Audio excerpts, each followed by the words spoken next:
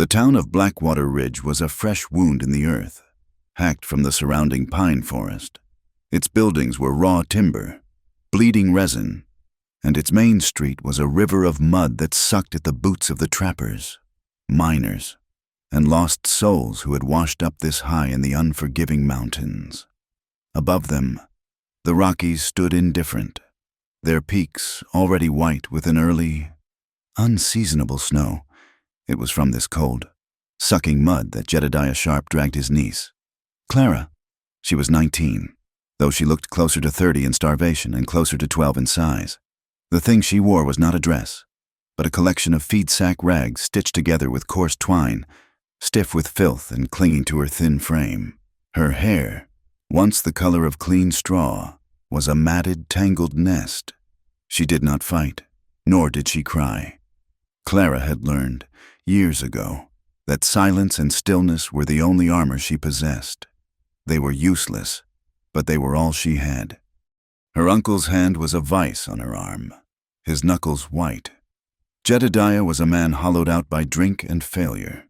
He had taken Clara in after her parents died, her trapper father lost to a blizzard, her well-bred mother wasted by consumption and grief. He had taken them in, and he had taken everything they had left. First the small inheritance, then her mother's jewelry, then the small cabin itself. Now, there was nothing left to sell but the girl. "Straight ahead, girl, and you keep that head down," he hissed, yanking her toward the double doors of the Rusty Spur saloon. The saloon was the town's beating heart, smelling of stale beer, rank tobacco, and the sour scent of unwashed men. It was mid-afternoon, but the place was full. News had spread. A sale. Jedediah shoved her through the doors. The roar of conversation guttered like a spent candle. Dozens of eyes, curious and cruel, settled on her. She felt them like physical blows, a rain of small, sharp stones. Her gaze dropped to the floor, finding a single dark knot in the warped planking. She fixed her entire world on that spot. If she could just hold on to the knot, she would not shatter. A large man with a greasy apron and a gold tooth, Silas Croft, the saloon owner, stepped forward. He rubbed his hands together. "Well now, Jedediah, you finally brought her down. A little thin, ain't she, but serviceable, I imagine." "She's strong," Jedediah lied, shoving her forward again. Clara stumbled, catching herself on a table. A man at the table laughed and grabbed her wrist. "What's the matter, girl? Cat got your tongue." Clara pulled back, her movement sharp and feral, and the man's laughter grew. "That's enough, boys," Croft called out, enjoying the power. "Let's have a proper look. Get her up on the block." The block was just a rickety crate used for loading whiskey barrels. Jedediah forced her to step up, her bare feet flinching on the rough wood. She stood, a small, trembling thing in a sea of heavy coats and bearded faces. "All right, gentlemen," Croft announced, his voice oily. "You all know Jedediah Sharp. Times are hard, and he's liquidating his assets. This here is Clara, healthy, young, and broken in proper. She can cook, clean, mend, and whatever else a man with the coin might require. A good, strong girl for the winter." A man in the back yelled, "She don't look strong. She looks half-starved. Nothing a few square meals won't fix," Croft boomed. "Now, let's get a good look at what's on offer. Turn around. Girl, slow." Clara didn't move. The command was distant, lost in the roaring inside her head. "Girl, I said turn," Croft snapped. He reached out and grabbed her shoulder, spinning her manually. The room tilted. The faces swam, leering, laughing, assessing. She was livestock. She was less than livestock. A mule had value you could measure in work. She was just meat. "Look at that hair," one man sneered. "You'd lose a hand in that mess." "Teeth," another called out. "Show us her teeth." Croft, sweating with the effort, grabbed her chin and forced her head up.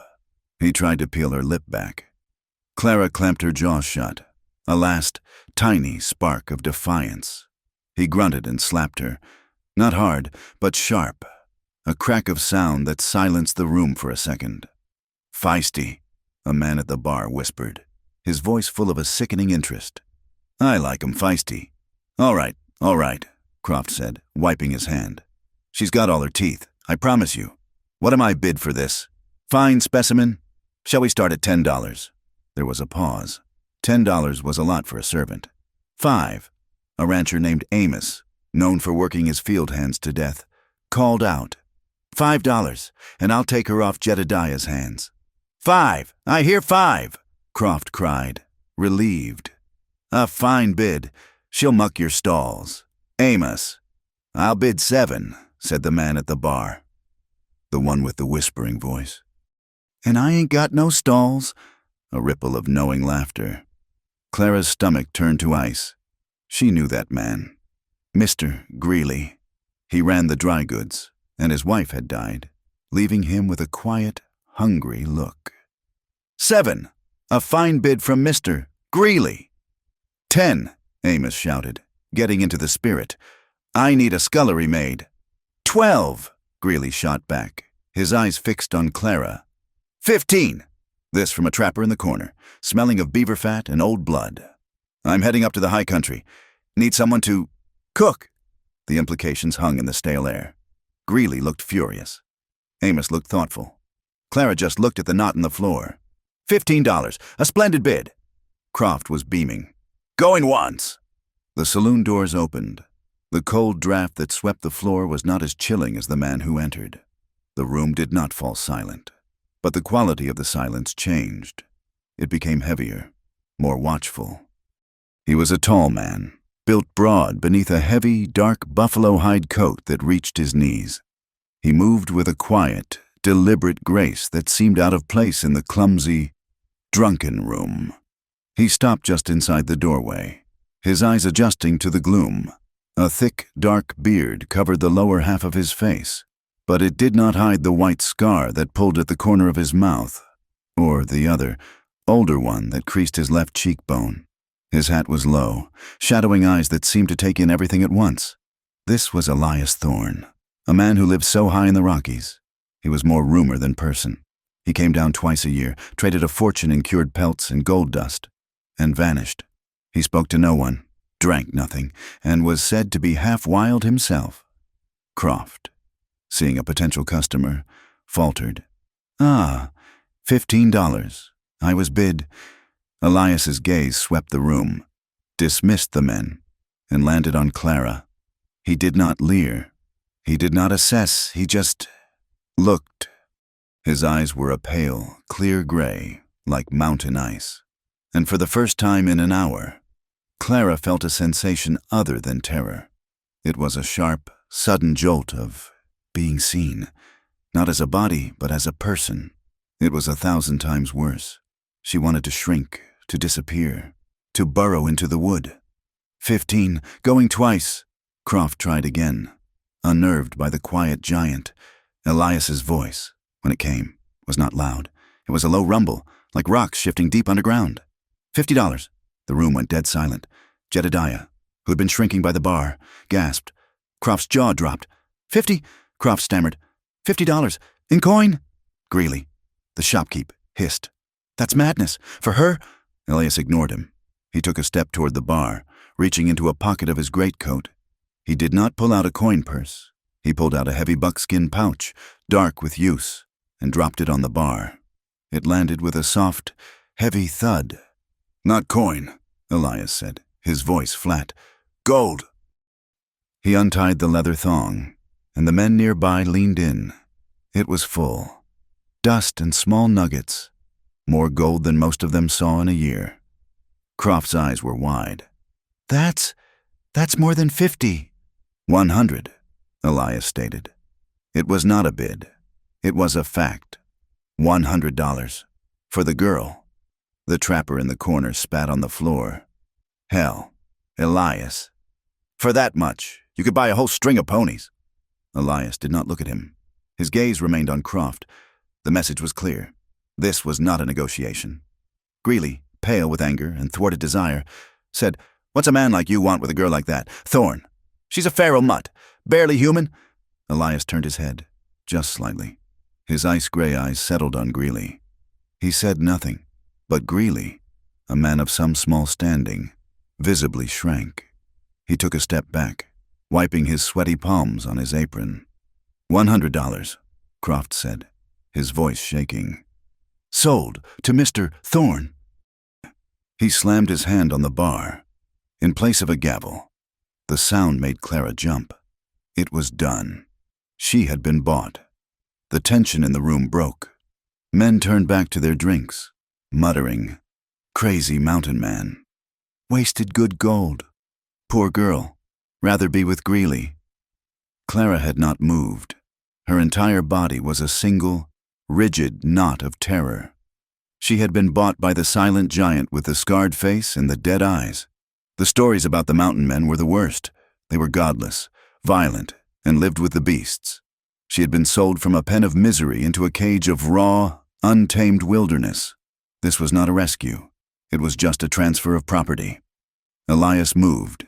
He walked past the bar, scooped a significant portion of his gold into Croft's trembling hand, and tied the pouch. Then he turned to her. She was still on the crate, frozen. He did not bark at her. He did not gesture. He simply stood before her, waiting. When she didn't move, her feet seemingly nailed to the wood, he took another step.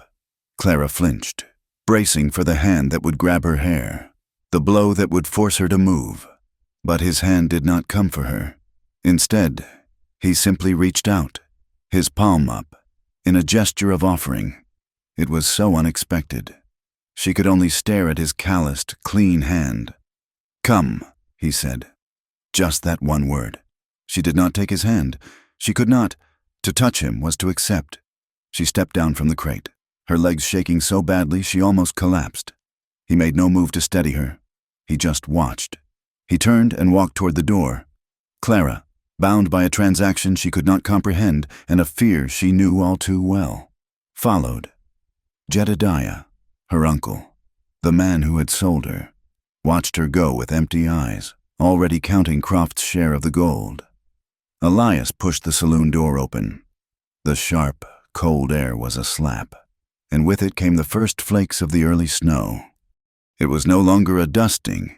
It was beginning to fall in earnest, thick, wet flakes that melted on her hot, tearless cheeks.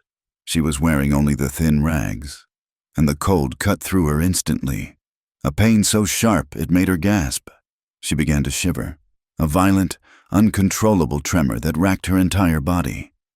Elias stopped. He looked at her, standing there, shaking apart in the street. His face was unreadable in the gray light.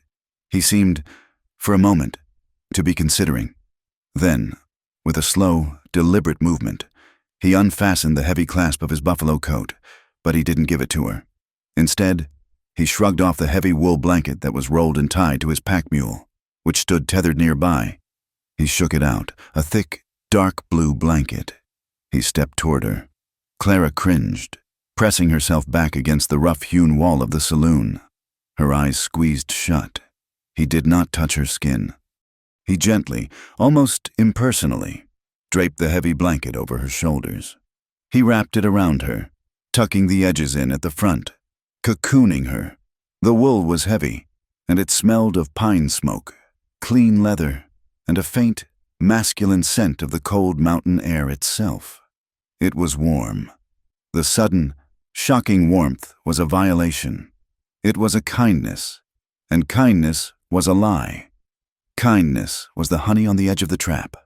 She flinched so hard, she banged her head against the wall. Elias pulled his hand back, as if he'd been stung. He said nothing about her flinch. He just turned and moved to his mule, checking the straps. "We ride," he said, his voice muffled by the falling snow. The journey was a blur of white misery and terror. He lifted her onto the pack mule as if she weighed nothing, settling her between large, canvas-wrapped bundles. He mounted his own horse, a big, steady roan, and took the mule's lead rope. They did not go back through the town. Elias took a high trail that skirted the ridge, moving up into the pines.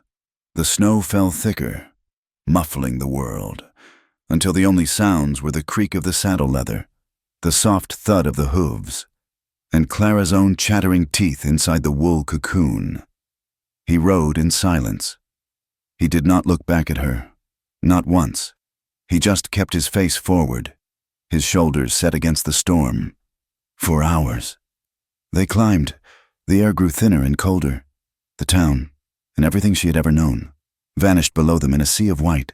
She was being taken to the roof of the world, to be lost forever. Her mistrust was a living thing, a cold, hard stone in her belly. What did he want? A man who paid $100 in gold wanted something. He wanted payment, the kindness, the blanket, the gentle hands. It was all a prelude to the bill, and the bill would be terrible. Late in the afternoon, with the light already fading from the gray sky, he stopped. They were in a high meadow, beside a stream that ran black between banks of new snow. He dismounted and came to her mule. "We rest here," he said. He lifted her down, her legs, numb and frozen, buckled. He caught her, his hands strong on her arms, setting her on her feet. She recoiled from his grip, scrambling back. He watched her for a second, then turned away, giving her his back. He walked to his horse and pulled a small package from his saddlebag. He returned and handed it to her. It was a piece of dried venison jerky. She stared at it. Food. "Eat," he said. It was not a request. She snatched it, her eyes darting left and right like a cornered animal, and retreated to the base of a large pine. She turned her back to him and ate, tearing at the tough, salty meat with her teeth. It was the best thing she had ever tasted. He built no fire. He simply checked the animals, gave them a measure of oats, and then pulled a heavy oilskin duster from his pack. He walked over to her. She tensed, the last of the jerky in her hand. He held out the coat.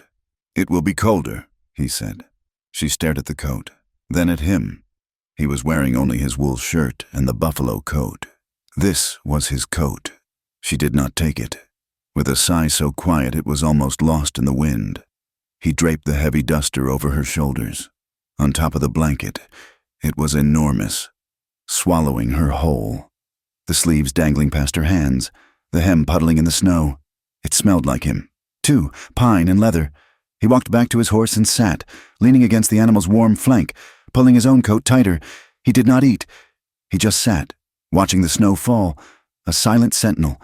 Clara sat in her shelter of wool and oilskin, her mistrust so potent it was almost a taste in her mouth, as salty and sharp as the jerky. She did not sleep. She watched him, waiting for the moment the mask of civility would drop. It did not. When the light was almost gone, he stood. "We go." The last part of the ride was in darkness, a terrifying, stumbling climb over unseen rocks and through deep drifts. And then, through the swirling snow, she saw a light, a single, yellow square of warmth. A cabin. It was not a miner's shack or a trapper's lean-to. It was a sturdy, massive log home, built with care, a curl of clean smoke rising from a thick stone chimney. It sat in a clearing high on the mountain, protected by a stand of ancient spruce. It looked safe. It looked strong. He led the animals into a small barn, then guided her to the cabin door. He pushed it open. Heat struck her first, a wave of dry, wonderful heat from a massive stone fireplace that dominated the far wall. The room was one large space, but it was clean. There were hand-carved bookshelves, maps on the wall, a sturdy table, and 2 chairs. It was the home of a man who lived alone, but not without care. Elias moved to the hearth, where a massive black kettle hung over a low fire. He gestured to it. "Water is hot. For a bath." He pointed to a large copper tub sitting in the corner, and then to a folded pile on a nearby stool. "There are clean clothes. Food is on the table." He had prepared this. He had known. Clara stared at him. The bath, the clothes. This was the moment. This was the transaction. He would expect to watch. He would expect to help. Elias looked at her, his gray eyes unreadable. He seemed to understand the question in her terrified stillness. He picked up a large, empty bucket. "I will tend the animals. The barn is cold. It will take a long time. And with that, he turned, opened the door, and went back out into the storm, closing the door firmly behind him. Clara did not move. She stood in the center of the warm, quiet room, a statue wrapped in his blanket and his coat, listening. She heard his boots crunch in the snow, fading toward the barn. It was a trick. It had to be. He was watching through a crack in the wall. He would burst back in the moment she was undressed. She waited. 1 minute, 5, 10. The only sound was the crackle of the fire and the howl of the wind outside. She crept to the window, pulling aside the simple linen curtain. She could see the barn, a dark shape in the swirling snow. A faint lantern light glowed from within. He was in there. Slowly, agonizingly, she began to move. She shed the heavy, damp coat and the blanket, laying them by the fire. She poured the steaming water into the tub, adding cold from a bucket near the door. She stared at the pile of clothes. It was not a dress. It was a simple, undyed linen shift, like a nightgown. But it was clean. It was whole, and there was soap, a small, precious bar of lye soap. She undressed, her movements fast and furtive. Her rags she threw into the fire, watching them smoke and catch. The bath was lukewarm by the time she got in, but it was heaven. She scrubbed her skin raw, watching the grime of years run off her. She washed her hair, wincing as she pulled the tangles, until the water was black. She scrubbed until she was pink and trembling, not from cold, but from the strange, agonizing sensation of being clean. She dried herself with a rough towel left for her and pulled the linen shift over her head. It was soft. It was the softest thing that had touched her skin in a decade. She looked at the food, a bowl of thick stew, a heel of dark bread, a chunk of white cheese. He had left it for her. She waited. She listened. She could hear nothing from the barn. He returned. She knew. Much later. She had not dared take the bed, a simple cot in the corner that was clearly his. She heard the cabin door open, the soft stamp of snow-free boots. She heard him move around, the quiet sounds of a man banking a fire for the night. She heard the creak of the bed as he lay down. She was huddled in the dark, on the floor by the hearth, as far from his bed as she could get, wrapped in the wool blanket again. She held her breath, waiting. All that came from the darkness was the sound of his slow, even breathing. He was asleep. Only then did she allow herself to move, like a stray dog. She crept to the table. In the faint glow of the embers, she devoured the meal. She did not taste it. She crammed the bread and cheese into her mouth and used her fingers to scoop the last of the stew, wiping the bowl clean. She curled back up by the hearth, the wool blanket tucked around her. The stone was warm. The cabin was safe. He was asleep. She was purchased. But she was, for this one night, warm, clean, and fed. Clara fell into a sleep so deep it was like drowning, and in that black, safe darkness, a memory she had not touched in years surfaced, as clear as glass. She was small, in a house with curtains. Her mother, Adeline, was sitting behind her on a soft bed. Her mother, who always smelled of lavender and soap, was brushing her hair. The brush was not a tangle of broken wood. It was smooth, white ivory. A pair of combs, carved with tiny roses, sat on the nightstand. Her mother's hand was gentle, her voice a soft murmur as she worked the tangles from Clara's clean, bright hair. "You have beautiful hair, my love," her mother whispered, the ivory comb sliding through, like silk. "You must always remember, this is who you are. You are not the mud on your boots. You are the silk." Clara woke in the dark, a single, silent tear tracing a cold path from her eye to the rough wool of the blanket. She had not cried when she was sold. She cried now for the ghost of an ivory comb and for the terrifying, impossible warmth of the fire at her back. Clara woke with a violent jolt, a gasp catching in her throat. The animal part of her brain, the part that had kept her alive for the last 5 years, screamed danger. She was in an unknown place. The fire was low embers, the light outside a cold, flat gray. She had slept past dawn. Her heart hammered against her ribs. To sleep late was a sin, and sins were paid for with a hard hand or an empty belly. She scrambled to her feet, the linen shift alien and cold against her skin. She had overslept. She was late. He was there.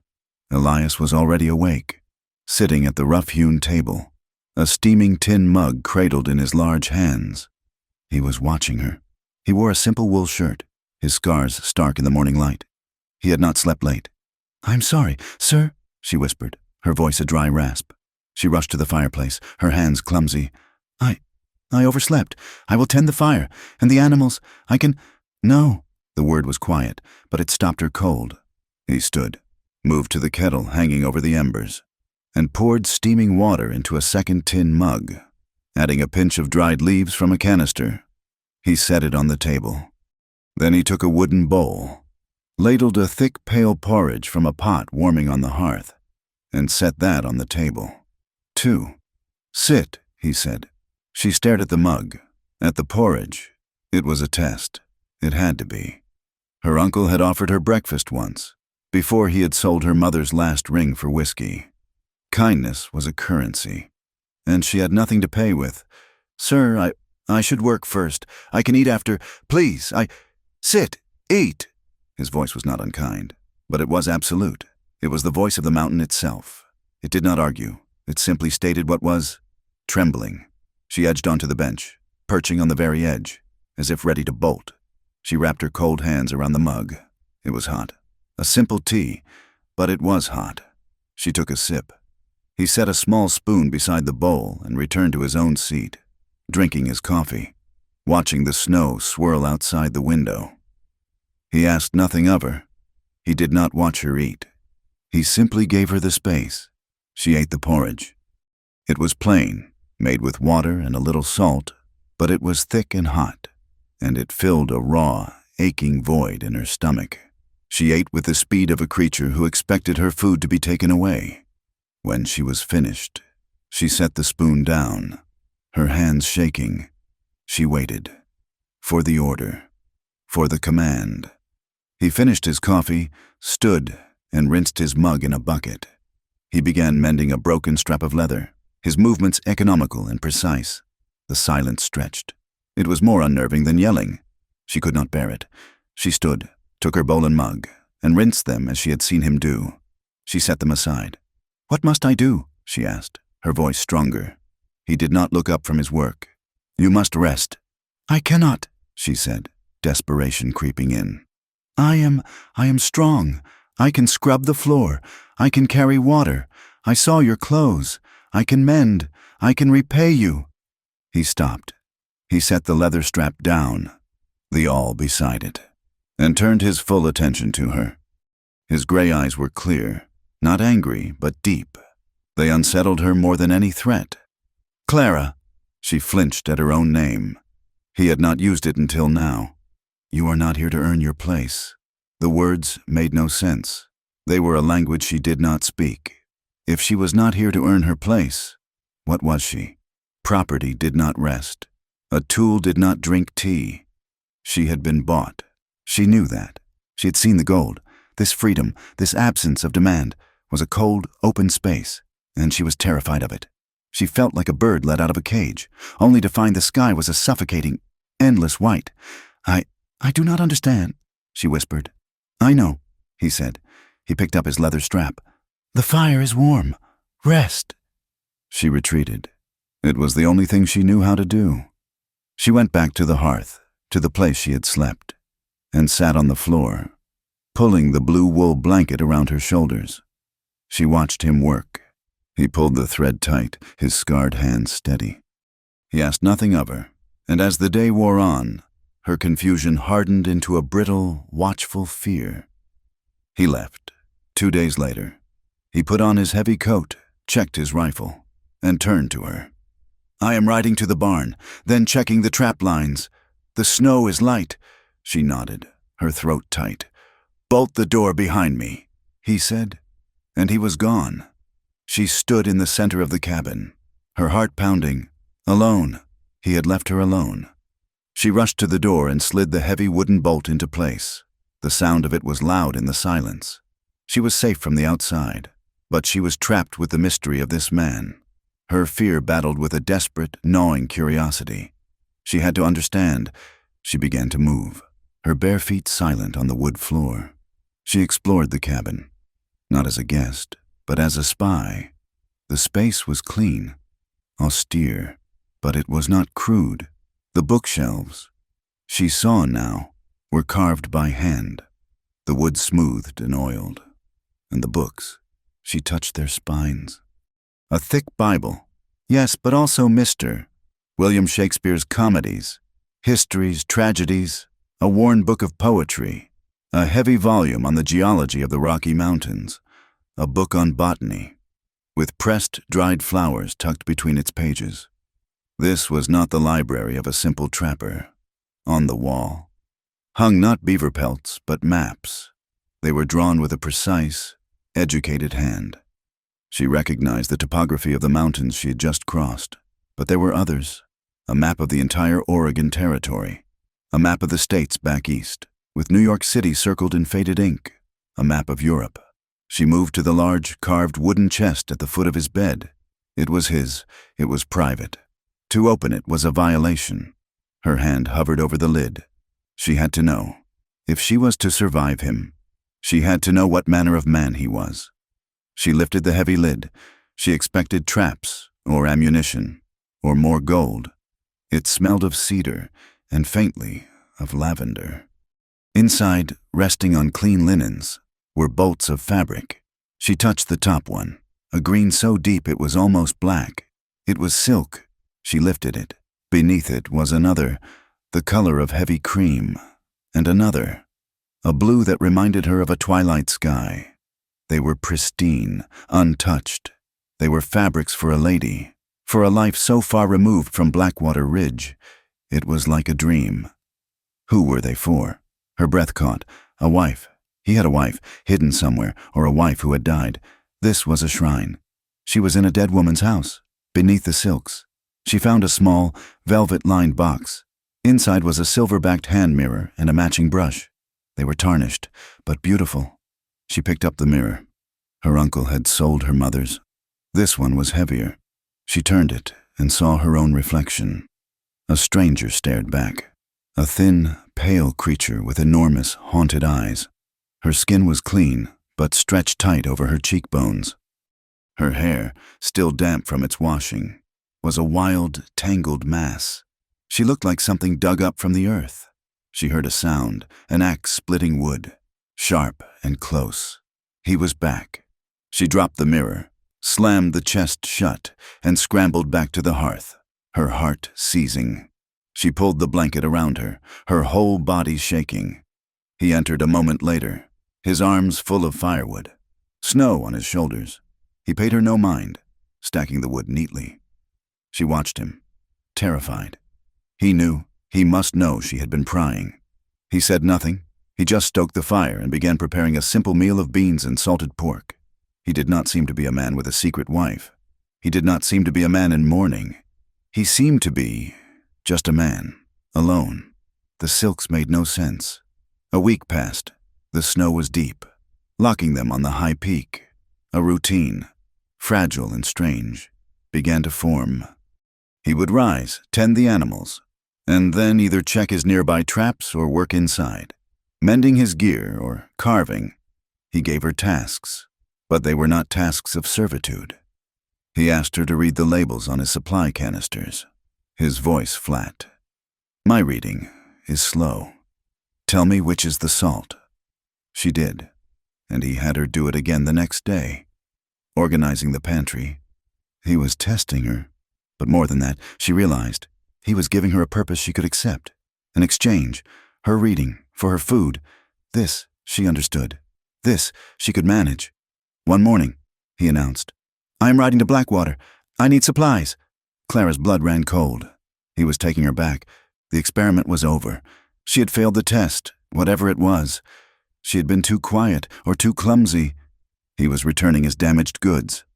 I am ready, she said, standing. Her hands clenched. He looked at her, His brow furrowed. Ready for what? To go back. A strange look crossed his face. It was not anger. It was something like sorrow. I am not taking you back. Clara, I am going for flour and coffee. Bolt the door. I will return before dark. He left her. Again. She spent the day in a state of suspended terror. He said he was not taking her back, but men lied. Her uncle had lied every day. She paced the cabin, from the door to the window, watching the snow-blanketed path. The sun began to dip, painting the snow in shades of cold purple and pink. Darkness fell. He was not back. He had left her. He had abandoned her, here, on this frozen mountain, to die. It was worse than being sold. It was a cold, quiet execution. She sank to the floor, the terror finally giving way to a vast, empty despair. Then she heard it, the jingle of a harness, the deep huff of a horse. She ran to the window. His dark shape, a giant against the snow, was riding into the clearing. He was back. He had come back. She did not unbolt the door. She retreated to the fire, ashamed of the wild, sharp relief that had pierced her. He entered, stomping snow from his boots. He carried a large, canvas-wrapped parcel. He set it on the table. These are for you. She stared at the parcel. Suspicion, sharp and automatic, returned. A gift from a man was a debt. I have no way to pay for them, sir. They are not for you to pay for, he said, his voice rough from the cold. He began to unwrap the parcel, his fingers stiff. He laid the items on the table. First, a dress. It was not a fine silk. It was a heavy, durable wool, dyed a simple, respectable dark blue. But it was new. It was perfectly stitched. It was warm. Second, a pair of boots. They were not fashionable, but they were sturdy, lined with thick fleece, and big enough for her feet. He must have seen her ruined shoes by the door. Last, he laid 2 combs on the table, not ivory with roses. They were simple, dark horn, one with wide teeth, one with fine. But they were for her, for the tangled, matted mess of her hair. It was the combs that broke her. It was too much.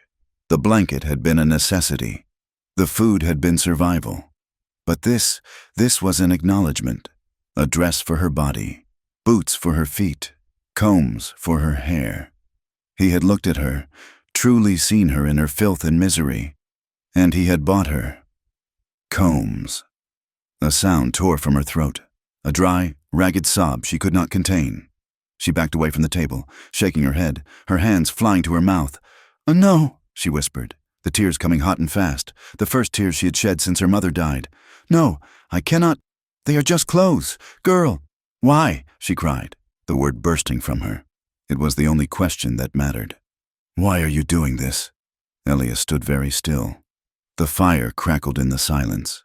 He looked at the simple wool dress, then at her, in her shapeless linen shift, her body shaking. He did not move toward her. He did not try to comfort her. He simply answered her. His voice was soft, a low rumble. "Because they dressed you in shame." He lifted his gaze, and his gray eyes met hers. They were not cold. They were full of a deep, quiet fire. "This is who you really are." The words struck her, an echo of a dream, of a life she thought was buried forever. "This is who you are." She fled. She could not bear the kindness. She ran to her corner by the hearth, grabbed the wool dress, and buried her face in it, weeping into the clean, rough fabric. He let her weep. He turned his back, giving her privacy, and began the quiet work of making his supper. That night, she sat by the fire, wearing the new shift, the blue dress hanging nearby to warm. She held the new horn comb. She had tried, but her hair was a hopeless, solid mass. She pulled, wincing, tears of frustration in her eyes. It was useless. She heard him rise from the table. She tensed, expecting him to walk to his bed. Instead, he walked toward her. He stopped a few feet away. "You are hurting yourself." "It is tangled," she whispered, ashamed. He held out his hand. "May I?" Her entire body went rigid. This was it. The price. This was the intimacy men demanded. A hand in her hair. a hand on her neck. Her uncle, Mr. Greeley. The men in the saloon. Her skin crawled, and a hot, sick fear rose in her throat. She squeezed her eyes shut, waiting. He did not grab, he did not demand, he just waited. When she did not move, he slowly took the comb from her limp, unresisting hand. He picked up the small stool from beside the table and set it behind her. "Sit on the floor," he said, his voice flat. It was a command. She understood commands. She sank to the floor, her back to him, rigid as a board. She was bracing for the yank, the grip on her scalp, the pain. His touch came. It was not on her skin. It was the comb, at the very bottom of the tangled length of her hair. He did not pull. He worked, gently, at the lowest knot. He held the lock of hair in his left hand, so the comb did not pull at her scalp, and worked with his right. It was patient. It was slow. It was methodical. He worked for nearly an hour. The sound of the comb, a soft, rhythmic shush, filled the room. His knuckles brushed the back of her neck. Once. She jumped, a full-body flinch. His hand stopped. "I will not harm you, Clara," he said, his voice low. He resumed. This time, when his hand brushed her skin, she only trembled. The trembling was new. It was not just fear, it was something else, a hot, coiling wire deep in her belly. His hand was large, scarred, and yet it was the gentlest thing she had ever known. The simple, non-threatening contact was 1,000 times more potent than a blow. It was slipping past her defenses, finding a part of her she thought had died, a part that was female, and alive, and terrified. She was ashamed of the warmth that spread through her.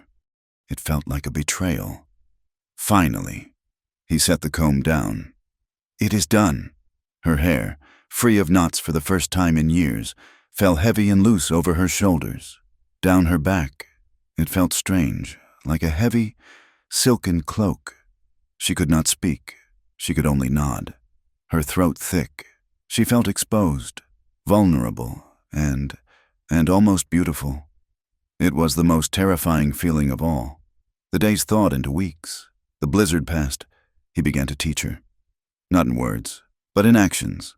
He found her patching one of his shirts, her stitches crude and large.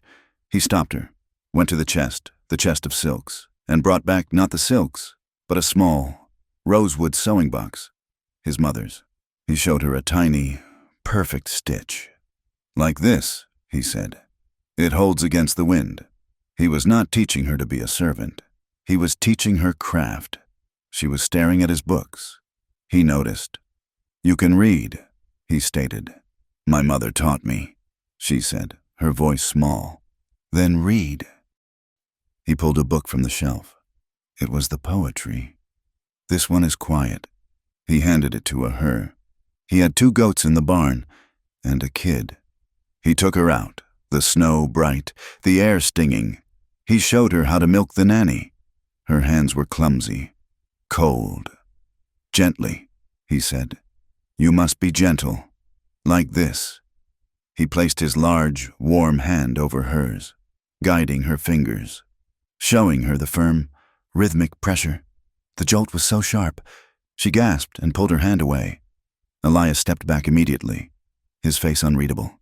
He gave her the space. "They only give milk if they are calm," he said, turning to break ice in the water trough. "People are much the same." One night, the wind howled again, a high, lonely sound. The storm had returned, trapping them inside. A world of 2 in a cocoon of log and snow. She had been reading the poetry. He was oiling his rifle, the metal gleaming in the firelight, the silks. They were on her mind. The question burned in her. "The fabrics," she said, her voice barely a whisper. "In the chest, the silks." He stopped his work. He did not look at her, but at the chest at the foot of his bed. Who were they for? It was a bold question, born of weeks of shared silence and gentle hands. He was quiet for so long. She thought he would not answer. She had crossed a line. "My mother," he said, his voice flat. She looked at him, surprised. "She was a seamstress in New York." He began to rub the oilcloth along the rifle barrel. his movements automatic. She liked fine things, beautiful things. My father was not a good man. I left, came west. I told her I would send for her. He stopped, his hands still. I struck gold, up on the Animas. A real strike. I had partners. We took a fortune from the rock. I sent money. I was going to set her up in a shop in San Francisco. I bought those silks. A first gift to show her. To show her it was real. He stared into the fire. There was a fire. In her tenement building, she was trapped on the 6th floor. She did not get out. He set the rifle down. I never went back east. I never went to San Francisco. I came up here. The gold? She asked. It costs more than it is worth, he said, his voice hard. I had partners. The gold gives men a fever. We fought. I lost friends. Some to greed. Some to the mountain. Some to a knife. He touched the scar on his cheek. I am the only one left, and this is all that is left of it. He was not just a recluse. He was a survivor. A man in exile. Haunted by fire and gold and ghosts. Clara did not know what to say. She saw the pain he held. A thing as large and as cold as the mountain. Her hand moved. A small, hesitant gesture. She almost touched his arm, but she pulled it back. I am sorry, she whispered. He nodded. Once. It was a long time ago. He picked up his rifle. But the silence that settled between them was different. It was not empty. It was shared. The storm trapped them for 4 days. The cabin, once a refuge, became small, charged with their presence. They moved around each other in a careful, quiet dance. The air was thick with unspoken things. On the 4th day, the tension was so taut. Clara felt her skin prickle. Elias was restless, pacing.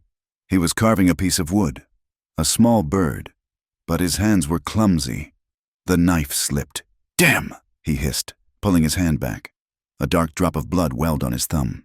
Before she even thought, Clara was on her feet. She tore a clean strip from her old linen shift, the one she now used for rags. She went to him. Here. He looked at her, surprised. She took his hand. It was large, calloused, and hot. She wrapped the cloth firmly around the cut, her fingers steady. He watched her, his gray eyes fixed on her face. You have a gentle touch.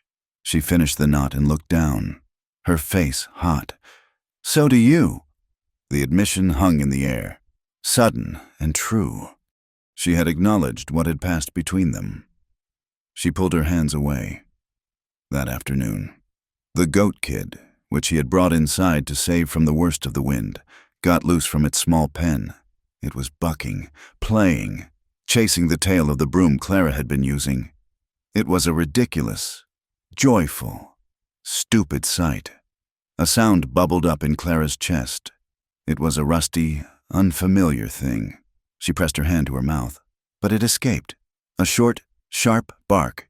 She was trying to laugh. Elias, who had been trying to corner the kid, looked up at her. He stopped. A tiny, almost imperceptible smile touched the corner of his mouth, the left corner, the one without the scar. Seeing his smile, the laugh broke free. It was a real laugh, clear and sudden, and it shocked them both into silence. The sound of her own joy was foreign and wonderful and utterly terrifying. That night, the storm finally broke. The wind died.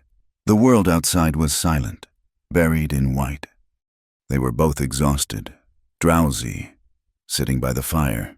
The embers were dying. At the same moment, they both reached for the iron poker to stoke the fire. Their hands met.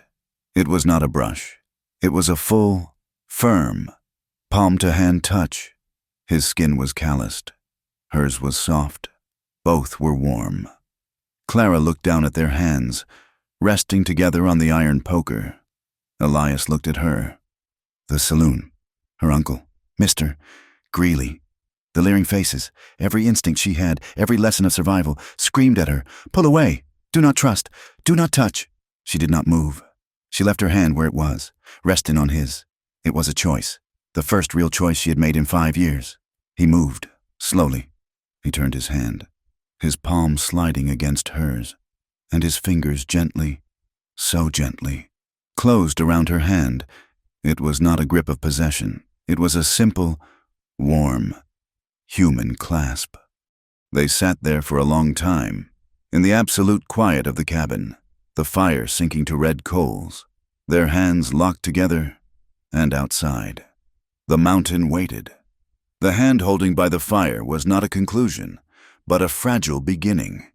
In the days that followed, Clara felt as if she were walking on a thin crust of ice, the cold water of her past just beneath, threatening to pull her under at any misstep. But the ice was holding. The silence in the cabin had changed. It was no longer an empty, watchful void, but a space filled with a quiet, shared presence. They moved around each other with a new, delicate awareness. The chest at the foot of his bed called to her. It was no longer a place of secrets, but a place of possibility. One afternoon, when Elias was outside checking a trap line, his axe strokes echoing rhythmically in the distance, she found the courage to open it again. She lifted the lid. The scent of cedar and lavender, the smell of his mother's memory, rose to meet her.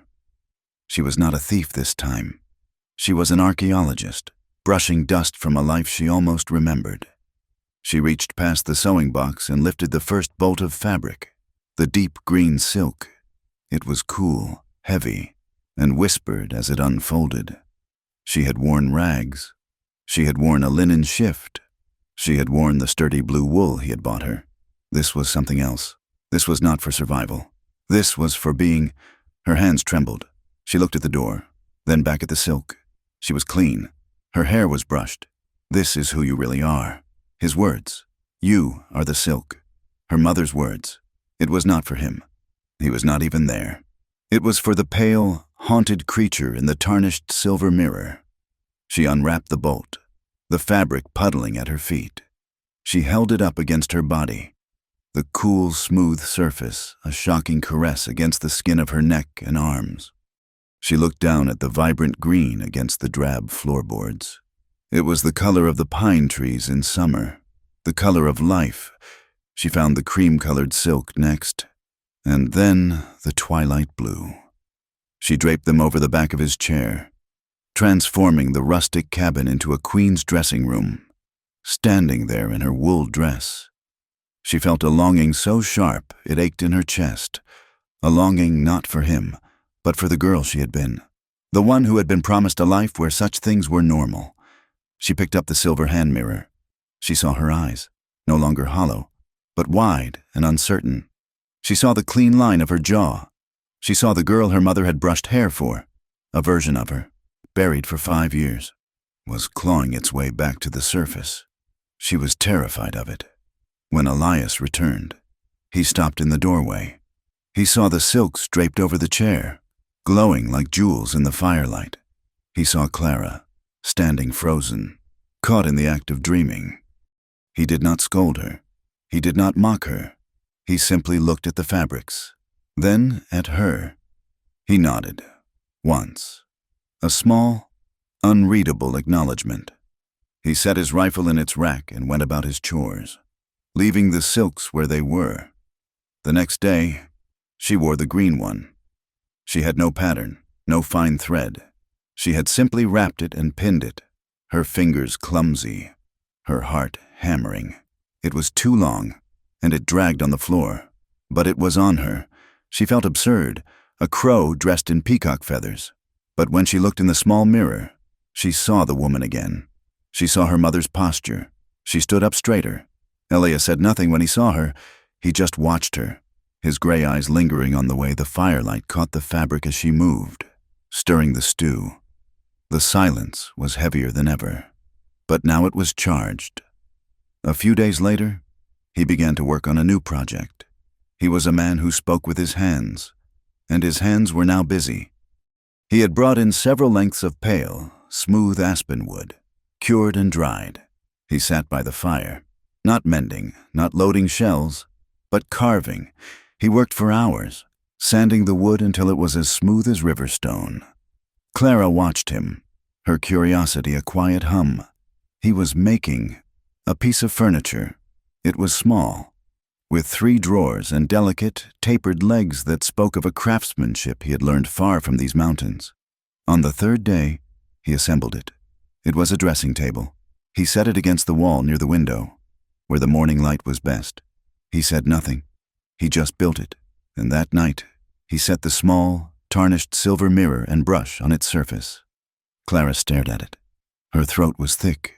It was a gift that asked for nothing. It was an answer to a question she had not known how to ask. It was hers, a place for her things, a place for the woman in the silk. That night, she found she could not just thank him with words. Words were too small for what he had done. She spent the entire afternoon cooking. She made a rich rabbit stew, using the dried herbs she had found and organized. She baked a dark, dense bread, the smell filling the cabin. It was not a servant's meal. It was a partner's. They ate, the stew thick and hot, the silence comfortable. After, Elias went to his chair by the fire. Clara took a breath. On the wall, hanging from 2 pegs, had been an object she had not dared to touch. It was a fiddle, dark with age and dust, its strings slack.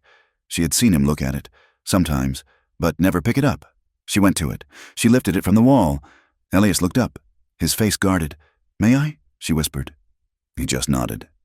She sat on the stool he had used to brush her hair. She cleaned the rosin dust from the wood, her fingers gentle. She tightened the pegs, her ear tilted, listening to the thin, protesting notes. Her father had been a trapper, but he had loved music. He had taught her the basics, long ago, in a life that felt like a different world. She was rusty.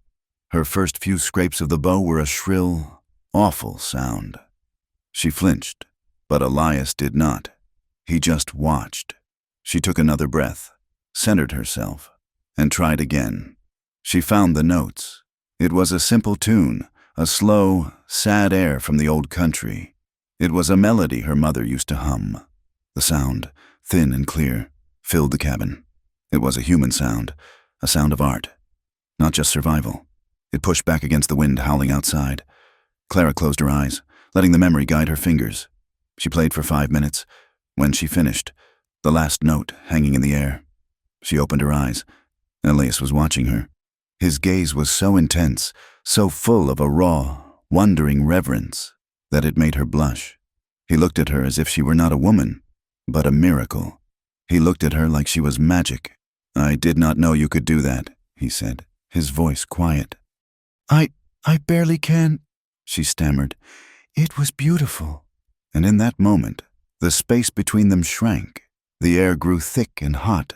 The longing that had been a quiet undercurrent was now a palpable thing. It was in the glances they shared over the dinner table, glances that lasted a second too long. It was in the accidental brushes of their hands as they both reached for the kettle, a jolt of heat that made them both pull back. The silences were the worst. They sat by the fire, he reading, she mending, and the quiet was deafening.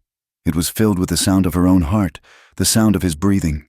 She was so aware of him, of his sighs, of the clean scent of pine and leather that clung to him, of the memory of his hand on hers, that she could not concentrate.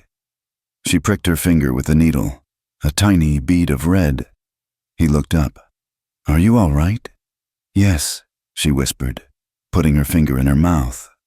Their eyes met, and the simple, domestic act was suddenly the most intimate thing in the world. It was this feeling, this growing, terrifying pull that made her run. It was not him she was afraid of. Not anymore. She was afraid of herself. She was afraid of the hope that was blooming in her chest. A fragile, dangerous flower. Hope was a fool's game. She had trusted her uncle, and he had sold her. She had loved her mother, and she had died. She was beginning to feel something for Elias, something deep and warm and terrifyingly like love. And she knew, with an absolute, bone-deep certainty, that it would destroy her. The fall from this height would be too great. She could survive cruelty. She could not survive the loss of this. She woke before the sun, the cabin dark and still. Elias was a long shadow in his bed, his breathing deep and even. "I have to go." The thought was a spike of ice. She dressed in the dark, her movements silent, her hands shaking.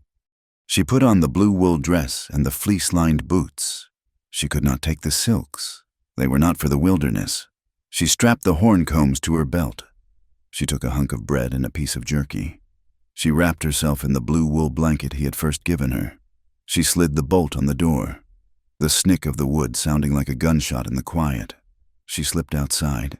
The cold was sharp, a different kind of cold than the deep winter. It was the wet, raw cold of the thaw. The snow was patchy, the ground a slurry of mud and ice. She did not know where she was going. Down, just down the mountain. Back to somewhere. Blackwater. Anywhere but here. Anywhere but this place of impossible kindness. She ran, stumbling in the half-light, following the game trail they used. She reached the footbridge, the one that crossed the deep, rushing gorge. The water, swollen with melt, roared below. This was the boundary. On this side, his cabin, his protection. On that side, the world that had tried to kill her. She put her foot on the first plank. "Clara!" His voice. She spun around. He was standing at the edge of the clearing, not 20 yards away. He was not wearing his heavy coat, just his shirt and trousers, his feet bare in his boots. He had not taken the time. He must have woken the instant she moved. He did not charge her. He did not yell. He just stood there, a dark, solid shape against the graying dawn. "Do not come near me," she said, her voice trembling, broken. She backed onto the bridge. He held up a hand. "I will not." He took one step and stopped. "I won't keep what wants to run." His words hit her, knocking the air from her lungs. He was giving her the choice. "But," he said, his voice raw, "I won't stop hoping you'll stay." It was too much. His gentleness, his refusal to own her, was the one thing she could not fight. It was the weapon that finally, completely, shattered her. "You do not understand," she wept, the tears freezing on her face. You cannot just be kind." "Why not?" he asked, his voice aching. "Because it is a lie," she screamed, the sound torn from her, lost in the roar of the river. "It is always a lie. Men are not kind. They are not. They smile, and they are kind. And then they—" She was breaking. The dam of 5 years, of a lifetime of betrayal, burst. "My uncle," she choked out, sinking to her knees on the icy bridge. He smiled. He always smiled. He said I was his favorite. He smiled when he sold my mother's ring. He smiled when he brought men to the house. He told me to be nice to them. He told me to smile back." She was rocking, her arms wrapped around herself. I learned to never, ever trust a man who smiled. I learned that kindness is just the bait. It is the lie a man tells before he takes what he wants. And you are the kindest man I have ever known. And it terrifies me. I cannot wait for the moment you stop smiling. Elias, I cannot survive it." The confession was out. A poisoned, wretched thing, laid bare in the frozen air. Elias stood on the bank, his face a mask of such profound, unmoving sorrow that it stopped her breath. He did not flinch. He did not recoil from her ugliness. He did not offer pity or disgust. He just accepted it. He was a witness. He walked slowly, his steps heavy, onto the bridge. She cringed, but he did not stop until he was standing over her. He knelt, his knees hitting the cold wood, and he just held her. He wrapped his massive arms around her, pulling her from her own hunched misery into his solid, warm chest. He said nothing. He did not say, "It is all right." He did not say, "I am not like that." He just held her, his hand pressing the back of her head against his shoulder, sheltering her. He let her sob, a storm of grief and terror and shame, and he held her steady, an anchor in the roaring water. He held her until she was empty, until she was just a shaking, cold thing in his arms. They walked back to the cabin in silence. She was exhausted, hollowed out. He sat her by the fire, wrapped her in a dry blanket, and built the flames high. She waited, shivering, for the rejection, for the disgust. Now he knew. He knew what she was, a soiled, broken thing. That night, she curled up on her pallet by the hearth, her body aching. She heard Elias move. He was not going to his bed. She turned. He was taking his bedroll, his blankets and his heavy buffalo coat, and laying them on the floor. Between her and the door, he lay down, his back to her, a silent, solid wall, a guardian. He was not protecting her from himself. He was protecting her from the world, from the ghosts that haunted her. He was showing her, in the only way he knew how, that she was safe, that he would not touch her, that he would, quite literally, lay his body between her and any threat.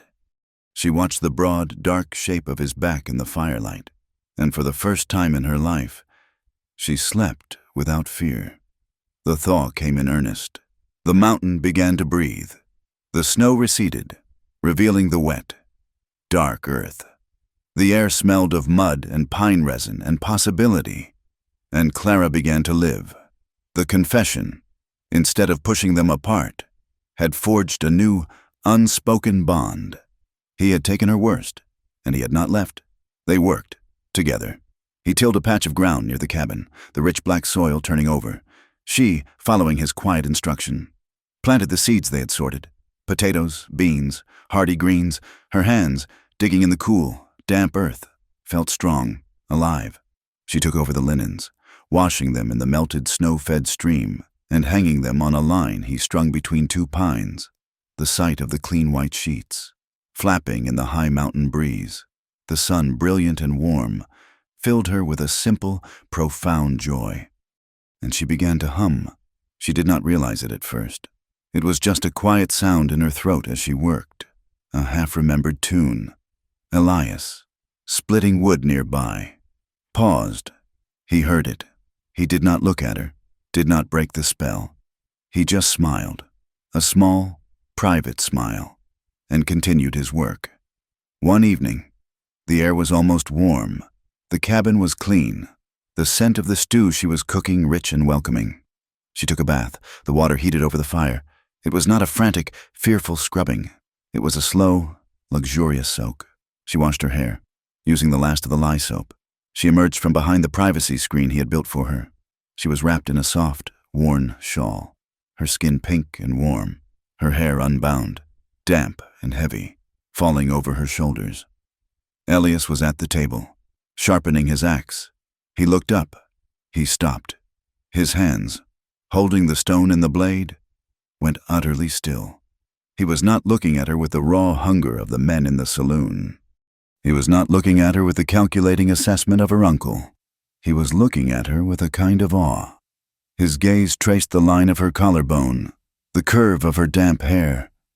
He looked at her eyes, clear and calm in the firelight.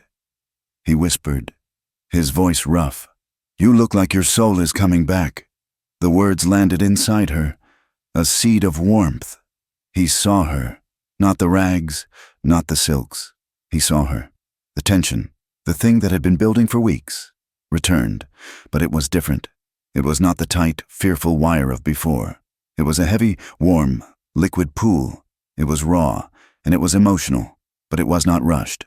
It was built on the foundation of him sleeping by the door, of her planting seeds, of him holding her on the bridge. The air in the cabin was so thick, she could barely breathe. She sat on the stool by the fire, brushing her hair with her horn comb. He went back to sharpening his axe, but the rhythm was broken. He kept looking at her. She kept feeling his gaze, a physical touch on her skin. She could not bear it. She stood. He looked up, his eyes dark, questioning. She walked to him. She stood before him, the man who had bought her, the man who had fed her, the man who had seen her soul. He was so large. He was so still. She was the one who moved.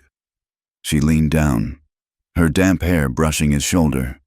She put her hand on his cheek, his beard rough, the scar smooth, and she kissed him. It was soft. It was hesitant. It was just the press of her lips to his. It was a question. It was a thank you. It was everything. His lips were warm, and they softened under hers. He did not grab her. He did not pull her close. He simply, achingly, received the kiss. The second she did it, the sheer, catastrophic boldness of her own action struck her. She had kissed him. She had initiated. She, who had flinched from a touch, had claimed his mouth. Terror, electric and sharp, shot through her. She pulled back, her eyes wide. She had crossed a line. She had invited something she did not know if she was ready for. She turned and fled, not to the door, but to her dressing table. She sat, her back to him, her hands clenched in her lap, her whole body trembling. She had kissed Elias Thorne, behind her, in the silence of the cabin. Elias slowly lifted his fingers to his mouth, his gray eyes fixed on the fire. His world, too, shifted on its axis. The kiss hung in the air between them for days. It was a single, fragile note that, once struck, could not be unheard. Clara was terrified of the sound. She had been bold. She had been the one to cross the line, and now she did not know what to do on the other side. She retreated, her voice becoming quiet again, her eyes skittish. Elias, in his quiet wisdom, did not press her. He did not try to kiss her again. He did not touch her. Instead, he gave her the one thing she had never had, space.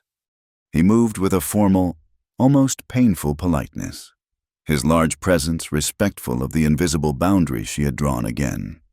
He moved his bedroll from the door, but he did not return to his bed. He laid it near the new room he was building, a silent, watchful guardian, present but not imposing, and he began to build. The sound of his work became the new rhythm of their lives. The thud of his axe felling trees, the clean scrape of his saw, the steady, punctuating thump of his hammer. He worked from sunup to sundown. Clara watched him from the cabin window, her hands twisting in her apron. He was not checking traps, not hunting, not mending. He was building. He laid a foundation of heavy stones against the west wall of the cabin. He framed out a new, small room, his movements economical and precise. It was not a lean-to. It was a proper addition, built with the same care as the main house. She finally found the nerve to ask. She brought him a tin of water late one afternoon, the sun hot on his sweating back. He was fitting a window frame. "What is it?" she asked, her voice small. He took the water, drank deeply, and wiped his mouth on his sleeve. He did not look at her, but at the structure. "It is a room. I see that, but why?" He set the tin down and picked up his hammer. "A cabin with one room it is for one person. It is not for two." She didn't understand. "But I have my place, by the fire." He stopped. He turned to her, his gray eyes clear, his face earnest. "A pallet on the floor is not a place. Clara, it is a perch, a place to wait. This is a place to stay." He gestured to the new, small door frame he was building. "It will have its own door. To the outside, a space should not be a trap. It should be a choice." He was offering her permanence and freedom in the same breath. He was building her a room to give her a way out. He was, in his own silent, steady way, telling her he hoped she would stay, but that he would never, ever cage her. The sheer, profound respect of the act was more intimate than the kiss. She fled back inside, her heart a wild, confused bird in her chest. She watched him work, day after day, and a new, terrible hope began to build in her. Spring was in full, glorious bloom. The high meadows, finally free of snow, exploded in a riot of columbine and paintbrush. The wild raspberry canes were heavy with fruit. Clara, feeling a confidence she had not known she possessed, took a woven basket and went to the lower meadow to gather them. She was humming the tune she had played on the fiddle, the air warm on her face. She wore the sturdy blue wool dress, her hair tied back with a leather thong. She felt almost normal, almost happy. She was in a clearing, her basket half full of dark, sweet berries, when she heard them. Well, looky here, boys." Clara froze. The voice was rough, familiar. It dripped with the same cruel amusement she had heard in the Blackwater saloon. 3 men stepped from the pines. She recognized them instantly. One was Amos, the rancher who had bid $5 for her. The other two had been leaning on the bar, their eyes stripping her bare. "It's the mountain man's prize," Amos sneered, spitting a stream of tobacco onto the wildflowers. He had a rifle crooked in his arm. Clara's blood turned to ice. The basket slipped from her fingers, the berries scattering in the dirt. "Got you all cleaned up, ain't he?" another man said, his eyes roving over her, from her boots to her hair. "Wearing a real dress. Don't look so feral now, does she?" "I heard Thorne paid $100 for her," Amos said, stepping closer. Clara backed away, stumbling on a root. $100 in gold. Must be a real good cook to be worth that much. The third man laughed. A short, ugly bark. "I bet she cooks just fine." "What do you do for him, girl?" Amos pushed, his voice dropping into a leering, suggestive whisper. He was close enough now that she could smell the sour whiskey on his breath. "All day up on that mountain. Just the two of you. Does he make you wear them fancy silks when he asks for his payment?" The words were a physical blow. They struck her with the force of a slap, knocking all the air, all the light, all the healing of the past months right out of her. She was not Clara. She was not the woman with the fiddle, or the silk, or the new room. She was the bought girl. She was Thorne's property. The shame was so sudden, so absolute. It was a black, drowning tide. "Leave me alone," she whispered, her voice shaking so badly the words were barely audible. "Oh, she speaks!" Amos laughed, delighted. "We ain't gonna hurt you. We're just curious about the investment. You tell Elias Thorne. You tell him Amos was asking after his property." He laughed again, and the other two joined in. They looked her up and down one last time, as if memorizing a piece of the livestock, and then turned, pushing their way back through the brush. Their voices and their laughter faded, leaving her alone in the sudden, terrible silence of the meadow. She did not know how long she knelt there, in the dirt, surrounded by the crushed berries. She was shaking, a deep, bone-rattling ague of humiliation. They were right. It was all a transaction. The clothes, the food, the kindness, the room. It was all just payment for services. And she, in her stupid, blind hope, had kissed him. She had offered it for free.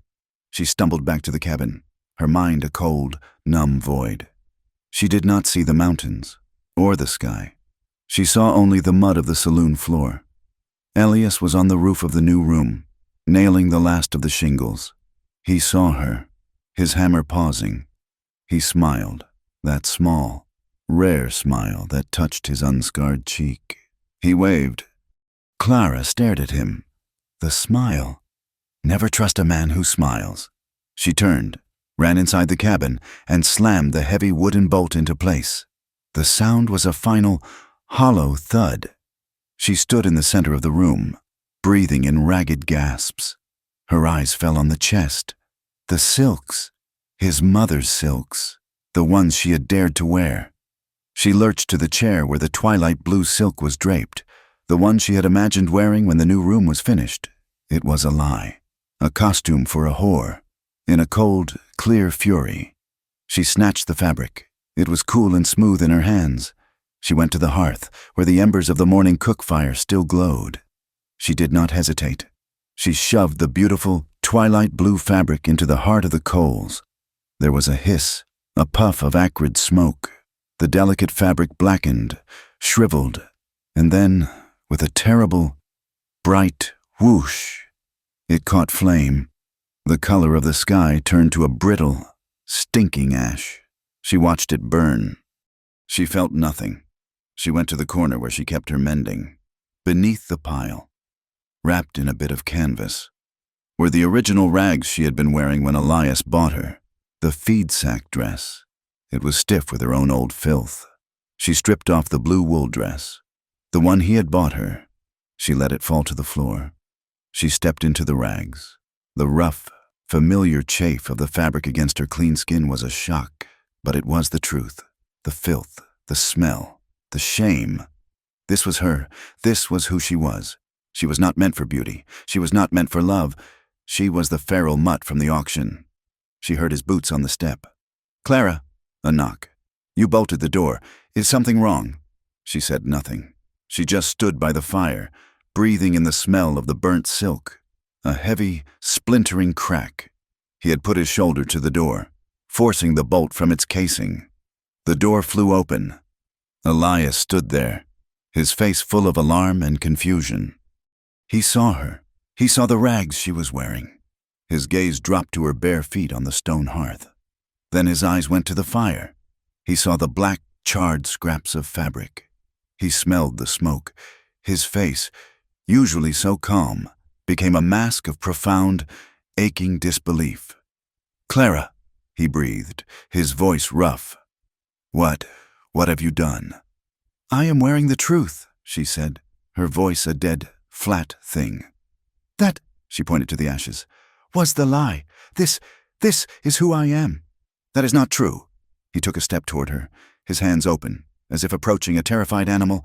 "Stop!" she shrieked, scrambling back, her hands flying up. "Do not come near me! Do not be kind to me!" His face hardened. "What happened?" he demanded, his voice a low growl, the gentleness gone. "Who did this to you? Who did you see?" "No one," she lied, her voice cracking. "I did it. I woke up. I remembered what I am.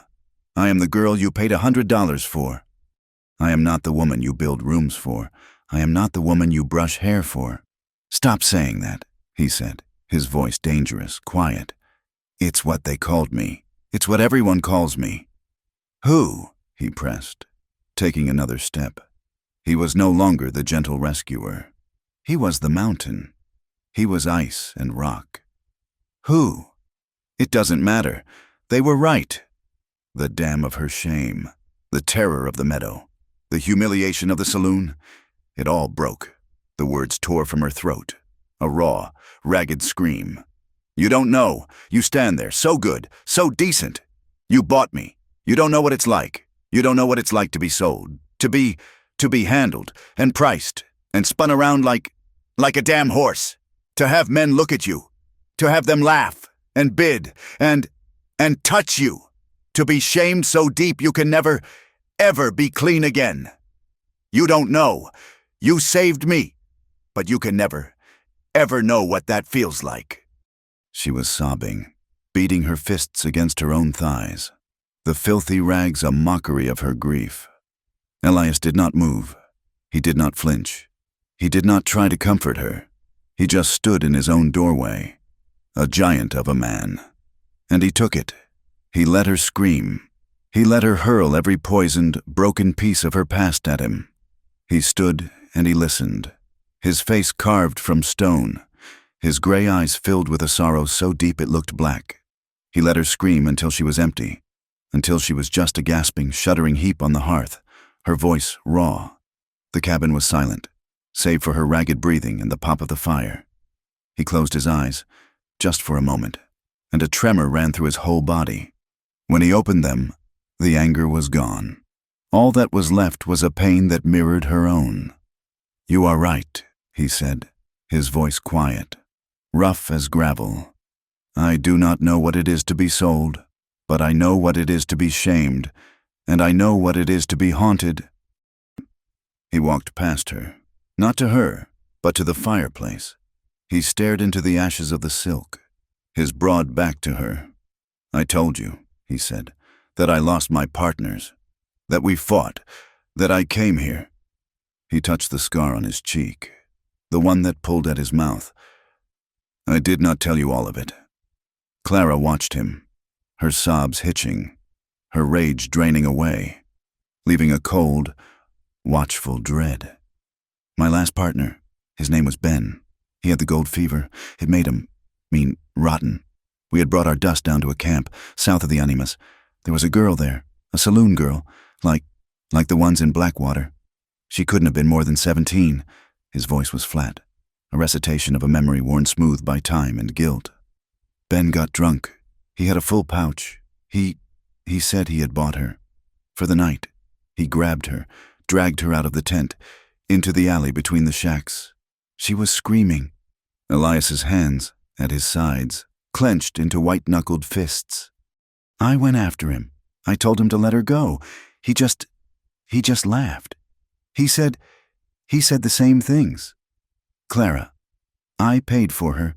She's mine. He hit her. He tore her dress. He paused, swallowing. I tried to pull him off. He turned on me. He had a skinning knife. He gave me this. He touched his scarred cheek. He was crazy. He went back for the girl. She was on the ground. Elias's voice broke. He choked on the word. I had my sidearm. I told him to stop. He laughed. I shot him. I killed him. Right there in the mud. Clara gasped, her hand flying to her mouth. The sound, a tiny, wounded thing in the quiet. I killed my own partner, Elias whispered, his back still to her. The girl, she ran, the whole camp. They came running. They saw him. They saw me. They saw the girl's torn dress. It didn't matter. They called me a murderer. They ran me out, said they would hang me if I ever came back. He turned, slowly, to face her. His eyes were raw, stripped of all pretense. So I came here. I came up here where there are no people, where there is no one to buy, or sell, or hurt. I have lived here for 10 years. Clara, haunted, exiled. I am not a savior. I am a killer. He looked at her, standing there in her rags, and his gaze was one of perfect, terrible understanding. I bought you because I saw her. I saw that girl in the mud. I saw her face, and I could not let it happen again. I could not let them price you, and I failed. They are still doing it. Clara stared at him, the man she had seen as a rescuer, a saint, a pillar of unassailable strength. He was just as broken as she was. He was not a god. He was a man haunted by a single, violent act of protection, a man who had traded the world for a cage of his own making. He was not her savior. He was her equal. They were the same. Two exiles, hiding from the same cruel world, bearing wounds that would never truly heal. The rags she wore suddenly felt obscene. They were a lie. They were her past, but they were not her present. Slowly, deliberately, she walked to him. He watched her, wary, his own soul laid bare. She stopped an inch from him. She lifted a trembling hand, and she touched the scar on his cheek, the scar he had gotten protecting a girl like her. You are not a killer. Elias, she whispered, her voice raw. You are the best man I have ever known. He closed his eyes at her touch, a shudder racking his entire frame, as if her small hand held the power to absolve him. That night, the cabin was transformed. The storm had passed, leaving a quiet, aching clarity. She had taken off the rags, washed her body, and put the blue wool dress back on. The smell of burnt silk was gone. They ate their supper in a new, profound silence. She looked at him, and for the first time, she saw him. Not the mountain man, not the rescuer, just Elias, a man with wounds as deep as hers. After, she sat on the stool by the fire. He was in his chair, staring into the flames. Elias, she said, her voice soft but clear. He looked at her. She held out the horn comb. Will you brush my hair? It was not the request of a victim or a child. It was the request of a woman, offered freely. He stood, his movements slow. He took the comb. He took the stool and sat behind her, just as he had before. He lifted her hair. It was heavy, clean. He drew the comb through it. The first touch was different. It was not just kind. It was charged with everything unsaid. His fingers brushed the back of her neck. She did not flinch. This time, she leaned back, just slightly, into his touch. He combed her hair in a slow, steady rhythm. Shush, shush. His other hand came up to hold the heavy length of it. His thumb stroked her shoulder blade. A simple, absent-minded caress through the wool. She trembled, a shiver of warmth, not fear. He finished. He set the comb on the hearth. His hands, instead of pulling away, came to rest on her shoulders. They were heavy, they were warm.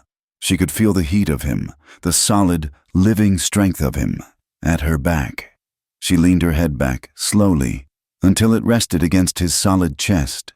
She could feel the steady, heavy thump of his heart against her skull. He stopped breathing. His hands tightened, his fingers digging into the wool. She turned, slowly, on the stool. She swiveled, her body moving in the small space until she was facing him, her knees between his. She looked up into his face. His gray eyes were dark, almost black, full of a decade of loneliness and a desperate, controlled hunger. "Clara," he whispered. It was a warning. It was a plea.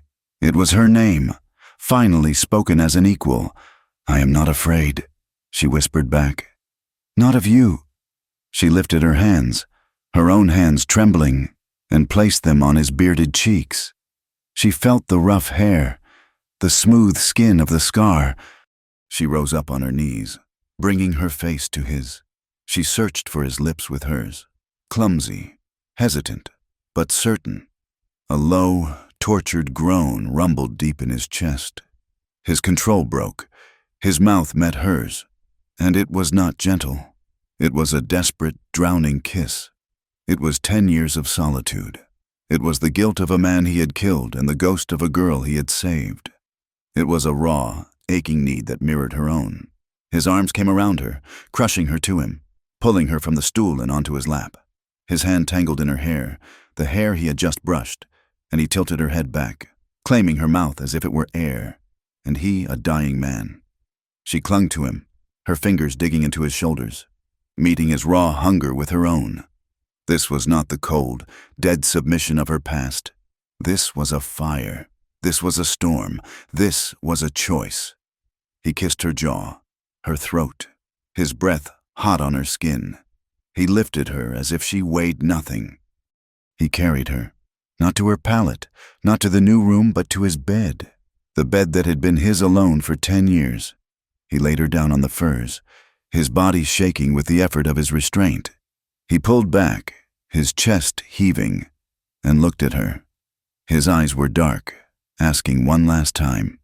She answered. She lifted her hand and laid it over his heart. He undressed her. His scarred hands, the hands that felled trees and killed a man, were shaking, but they were reverent. He unwrapped her from the blue wool dress as if it were the last remaining bolt of silk. He looked at her, her pale skin in the firelight, and his eyes were not leering. They were worshipful. He shed his own clothes. She saw his body, not as a threat, but as a map of his life, the scars on his arms from a life of hard labor, the puckered, white mark on his side from a fight long ago. He was not a perfect man. He was a survivor. He came to her, and their first touch, skin to skin, was a jolt of lightning. It was hesitant hunger. It was a deep, profound reverence.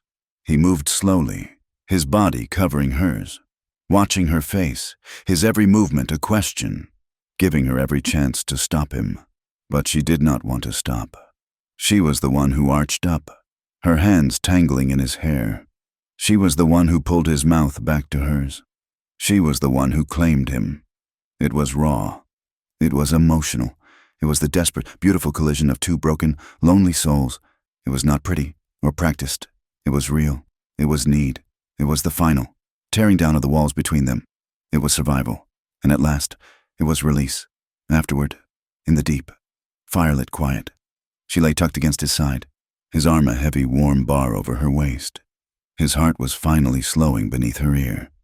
A single, quiet sob shook her. It was not a cry of pain or grief. It was the last, breaking tremor of her old life. It was the poison, finally, leaving her system. Elias tensed instantly. He propped himself up on one elbow, his face a mask of sudden, terrible fear. Clara, did I hurt you?" She shook her head, the tears rolling from the corners of her eyes into her hair. She clutched his hand, the one resting on her stomach. "No," she whispered. "No. Oh, no." He understood. The tension left his shoulders. He settled back, pulling her closer. So she was cradled against his chest. His large hand moved to her hair, stroking it over and over. He just held her, silent, strong, until the last tremor faded. He leaned down, his beard soft against her temple, and whispered, his voice thick with an emotion she could not name. "You're free now," he said. "You always were." The mountain was a fortress, but it was not the world. And the world, as Elias knew, had a long, cruel memory. The shift from spring to full summer brought a new, heady warmth to the high meadows, but it also brought traffic. Trappers moving to new grounds, prospectors following rumors, and hunters from Blackwater Ridge, pushing higher into the peaks. Amos and his companions had not kept quiet. The story was too good. The feral mutt from Jedediah Sharp's auction, bought for a king's ransom by the silent mountain man, was now, apparently, a queen. She wore silks. She played music. She had, as Amos put it, tamed him, the rumor twisted, as rumors do, down the mountain, in the rank, smoky air of the Rusty Spur saloon. It was told differently. Thorne was a fool, besotted by a common tramp. He was a madman, hoarding gold and a girl, and the girl, she was a witch, a whore, a clever, painted stray who had tricked a lonely man out of his fortune. This version of the story eventually found its way to the ears of Mr. Harrison Finch. Finch was the banker in Blackwater Ridge. He was a man who dressed in eastern wool suits that were too hot for the climate, his face pale and soft, his eyes small and quick. He was a man who dealt in the currency of debt, and he knew, better than anyone, the depth of Jedediah Sharp's. Jedediah had mortgaged his land, his cabin, and his future to Finch, all for whiskey money. Finch had not attended the auction. It was beneath him, but he had heard of the $100 in gold dust. And now, he heard of the girl, the silks, the wealth Elias Thorne was apparently lavishing on her. A bought girl was property, and Jedediah Sharp's property, Finch reasoned, was collateral for his debts. He did not go himself. He sent 3 men. They were not hunters. They were hard men, hired from out of territory, who wore their pistols with an air of casual professionalism. They arrived on a clear, bright morning. Clara was hanging linens, the white sheets brilliant against the blue sky, her voice a low hum. Elias was in the new room, sanding the floorboards. The sound of 3 horses, ridden hard, was the only warning. Clara turned, the linen sheet clutched in her hand. The 3 men reined in at the edge of the clearing. They were strangers. They were not hunters. They wore dark suits and flat-brimmed hats. "We're looking for a girl," the leader said. His voice was flat, without the local drawl. "Name of Clara, property of Jedediah Sharp." The blood drained from Clara's face. The sheet slipped from her fingers, pooling in the dirt. Elias was at the door of the main cabin, his rifle in his hand. He had moved so fast, she had not even seen him. "She ain't here," Elias said, his voice a low, cold rumble. "Don't lie to us, mountain man," the leader said, his hand resting on the butt of his pistol. "We know she's here. Mr. Finch, of the Blackwater Bank, has a lien on all of Mr. Sharp's assets, and that includes her." "She is not an asset," Elias said. "She was bought and sold, wasn't she? That's a transaction. We're here to repossess the property, on behalf of Mr. Finch." "You can take it up with him." "You are not taking her," Elias stated. The rifle was not aimed, but it was present. The man smiled, a thin, reptilian stretching of the lips. "Thorne, we know who you are. We know what you did on the Animus. You want to kill 3 more men over this?" He gestured to Clara, his expression dismissive. "She's not worth the hanging. Just give her to us. We'll be on our way." Clara, frozen in terror, watched the scene. This was it. The world had come. The past had finally come to claim her. Elias could not kill them. He could not fight the whole town, the law, the bank. He was one man. She was one bought girl. She began to back away, toward the trees, toward the high trail. She could run. She could disappear. She could save him from the choice. "Clara, do not—" Elias's voice. He had not taken his eyes off the men, but he knew. He knew her. "I can't," she whispered, her voice breaking. "Elias, I can't. I won't let them hang you for me." "Stop," he said, his voice hard, not with anger at her, but with a sudden, absolute command. He took one step back, into the doorway. "You are not running, not this time." He looked at the men. "You ride back to Finch. You tell him he can have his talk, but not here, in town, in the mayor's office. Tomorrow, at noon. We will be there." The leader looked surprised. This was not the violent standoff he had expected. He looked at Elias's rifle, at the set of his shoulders, and at the two other rifles he could see on the rack inside the cabin. He nodded, slowly. A public meeting was better than a private war. "Noon," the man said. "You be there, and you bring the asset. Mr. Finch will be most appreciative."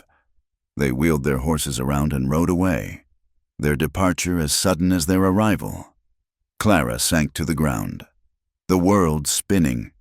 She was going back. They were dragging her back to Blackwater, back to the auction block, back to the shame. "No," she whispered, scrambling to her feet, her eyes wild. "No, Elias, I won't go back. I will run. I will throw myself in the gorge. I will not go back to that town." She was babbling, her terror a cold, rising flood. He was on her in 2 strides. He gripped her arms, hard, forcing her to look at him. "Clara, listen to me." "You can't win," she cried, struggling against his grip. "They will hang you. They will take me. Let me go. Please, Elias, let me go." "I am not letting you go," he said, and his voice was raw, his eyes burning into hers. "Do you hear me? You are not a victim anymore. You are not a thing to be hidden, or fought over, or thrown away. You are a woman, and I am with you. We will face them. Not as a hermit and a bought girl, but together. They will shame me." She wept, her struggles ceasing, her body going limp. "They will look at me. They will say what I am." "Let them look," he said, his voice fierce, his grip softening, his hands sliding to her shoulders. "Let them say it. Your shame is not theirs to give. It was never theirs. It was theirs. They gave it to you. Tomorrow, you give it back." He pulled her close, his arms a steel band. "I am with you, Clara, I am with you." She did not sleep. She sat in the twilight blue silk, the one she had salvaged from the fire, the scorch marks at the hem a dark, angry embroidery. She had mended it with painstaking care. She would not go in rags. She would not go in wool. She would go in the silk of his mother. Elias did not sleep either. He sat at the table, cleaning his rifle, his pistol, his movements precise, deadly. They rode down the mountain in the bright, unforgiving light of morning. She was on the pack mule, sitting straight, her mended silk dress covered by a simple cloak. Elias rode his roan. He did not lead her mule. He rode beside her. When they reached the edge of town, the main street a river of mud and staring faces, he reined in. He reached across the small space between them. He held out his hand. She looked at his scarred, calloused hand. She looked at his gray eyes, steady and calm. She put her trembling, cold hand in his. He clasped it, firmly. They rode into Blackwater Ridge, hand in hand. The town was watching. Every window, every storefront, every saloon door held a face. They saw the mountain man, Elias Thorne, and they saw the girl. But they did not see a master and a slave. They saw a man and a woman, their hands locked, their faces set, riding as equals. The whispers were immediate. They dismounted at the mayor's office, a small, false-fronted building next to the bank. Elias tied the horses. He did not let go of her hand. He led her up the steps, through the door. The room was small, hot, and smelled of stale tobacco. Mayor Thompson, a nervous man with a drooping mustache, sat behind his desk. Harrison Finch, the banker, sat in a chair to the side, looking cool and composed. The 3 hired men stood by the wall, their arms crossed, and in the corner, looking small and wretched, was her uncle, Jedediah Sharp. "Mr. Thorne," the mayor stammered, standing. "And the girl. This is a difficult matter." "It is a simple matter, Mayor," Finch said, his voice smooth as oil. He did not stand. Mr. Sharp here owes the bank a considerable sum. His assets are forfeit. The girl was part of his household. She is, by law, an indentured servant. Her contract is an asset, to be sold to pay his debts, which I intend to do. She is not a servant, Elias said, his voice filling the small room. He and Clara stood in the center, their hands still clasped. Oh? Finch raised an eyebrow. What is she, then? You paid $100 for her. That, sir, is a bill of sale. You bought yourself a slave. Only, it turns out, she wasn't his to sell. She belongs to me. She does not belong to anyone, Elias said, Jedediah, seeing his chance, whined from the corner. She's mine. She was my brother's girl. She owed me. She ran off with him. Clara's hand tightened on Elias's. She could feel the men's eyes on her. The hired men, the mayor, Finch. They were pricing her again. They were deciding her fate. Elias's words from the day before came back. You give it back. She took a step forward. Her hand slipped from Elias's. She stood alone. I am not an asset, she said. The men looked at her, startled. She had not been spoken to.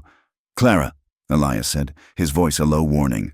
No, she said, her voice shaking, but clear, loud in the hot, still room. I will speak. She turned to Mayor Thompson. Mayor, you are the law here. I am Clara. My father was Jacob. My mother was Adeline. They died. My uncle, she pointed a trembling finger at Jedediah, took me in, and he stole everything. Now, girl, the mayor began. That's a serious accusation. He stole my mother's jewelry, Clara said, her voice rising, gaining strength. He sold her clothes. He sold our cabin for drink, and when there was nothing left, he sold me. Not as a servant. He brought me to the Rusty Spur. He had Silas Croft put me on a crate, and he auctioned me. The mayor's face went pale. An auction, a slave auction.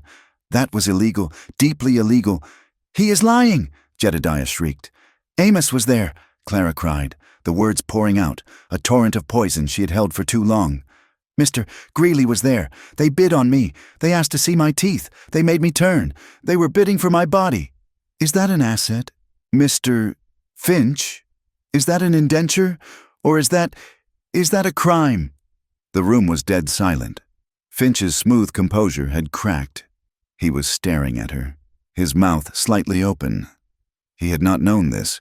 This is monstrous, the mayor whispered, looking at Jedediah with dawning horror. And you, Clara turned on her uncle, who cringed. You abused me. For 5 years. You hurt me. You starved me. You brought men and you told me to smile. She was weeping now, but she was not weak. Her voice was raw, but it was strong. She was giving it back, all of it. And this man, she turned, her hand finding Elias's again.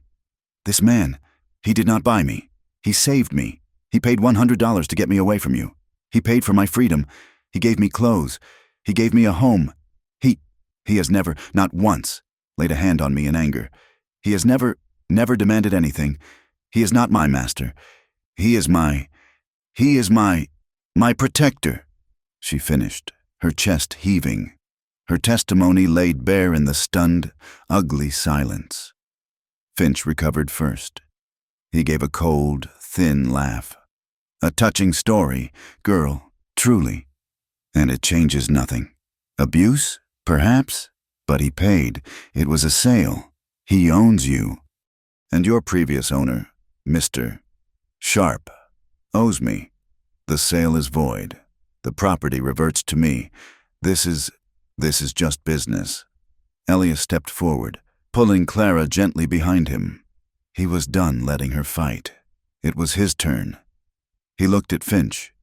This is not about the girl. Finch, this is about my gold. You heard I had it, and you found a way to try and take it. I am merely collecting a debt. I am a rich man. Mr. Finch, Elias said, his voice soft, deadly. I pulled more gold from the Animus than this town will see in 10 years. I have accounts. In Denver. In San Francisco. Finch's eyes narrowed. I have kept my trade here, in Blackwater. Elias continued. My pelts, my gold, my goodwill. I buy my supplies here. I bank my dust here. With you. A bead of sweat appeared on Finch's upper lip. Elias Thorne's account was, by a very large margin, his biggest. You have a choice. Elias said. You can pursue this business. You can try to claim this woman. You can try to take her from me. And if you do, I will take every ounce of my gold, every bit of my trade, and I will walk out of this town. I will go to Denver. I will tell them this town is so corrupt, its bank so poorly run, that it tried to enforce a slave auction. And I will ruin you. I will ruin this town. I will pull my money, and Blackwater Ridge will dry up and blow away in 6 months. The mayor looked like he was going to be sick. Or, Elias said, his voice reasonable, you can accept that Jedediah Sharp's debt is his own, and you can leave us alone. Finch stared at Elias. He saw no bluff. He saw the cold, hard truth of the mountain. He saw his bank, his reputation, his future evaporating. He stood. He adjusted his wool coat. This is an unfortunate misunderstanding, Finch said. His voice strained. Clearly, the girl is distressed. My apologies. This matter is closed, Mr. Sharp. We will discuss your accounts later. He stormed out of the office, his 3 hired men trailing behind him. Jedediah Sharp, a gray, shaking wreck, tried to slink out after him. Jedediah! Elias's voice cracked like a whip. The man froze. If you ever come within a mile of my land, or speak her name again, I will not use a banker or a mayor. I will end you. Do you understand? Jedediah nodded, frantically, and scrambled out the door. It was over. Clara was shaking, leaning against Elias, her knees weak with relief. Well, the mayor said, wiping his face with a handkerchief. That, Mr. Thorne.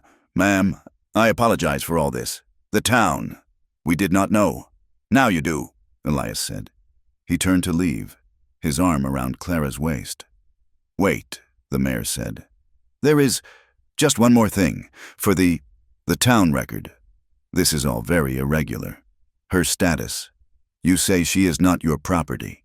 That she is free, but she lives with you. It is not proper. The town, they will talk. Let them talk, Elias said, his hand on the door.